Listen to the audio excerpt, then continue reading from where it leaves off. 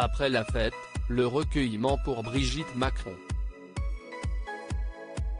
Aperçue au premier rang de la Fashion Week de Paris-La Vielle, la première dame s'est rendue mercredi 6 octobre en l'église Saint-Germain-des-Prés où est organisée une messe en hommage à Bernard Tapie.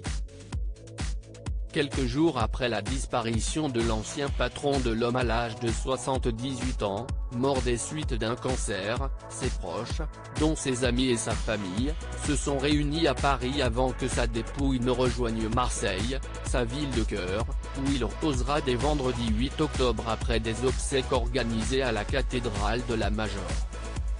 Et avant cet événement, Brigitte Macron a tenu à lui faire ses adieux. En effet, la première dame s'est rendue à l'église pour cette messe en hommage à Bernard Tapie, et ce seul tandis que Emmanuel Macron est actuellement en déplacement en Slovénie. L'occasion pour elle de soutenir son ami Dominique Tapie, avec qui elle a noué un lien très fort, rapporte BFM TV, tandis que le chef de l'État et l'homme d'affaires, éprouvaient pour leur part une admiration mutuelle.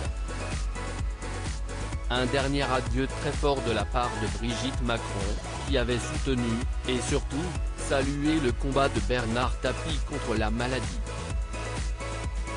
Il se bat tous les jours donc je l'écoute. Je suis très admiratif de ceux qui ne cèdent jamais. Si est-il le combat de sa vie est là, en ce moment, si est-il difficile, avait-elle ainsi confié lors d'un déplacement en mai dernier. Qui va porter le cercueil de Bernard Tapie?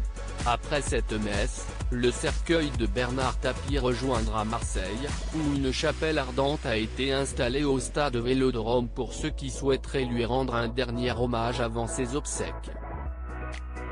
Un moment brièvement évoqué par Jean-Pierre Papin, qui a révélé quelle personnalité allait porter son cercueil ce jour. Je vais porter son cercueil, ainsi que me l'a dit son fils Loa, avec Basile Boli, qui aurait décliné la proposition selon la Provence, Claude Lelouch, Jean-Louis Borloo, Bernard Hinault et sa collaboratrice Noëlle Bellone.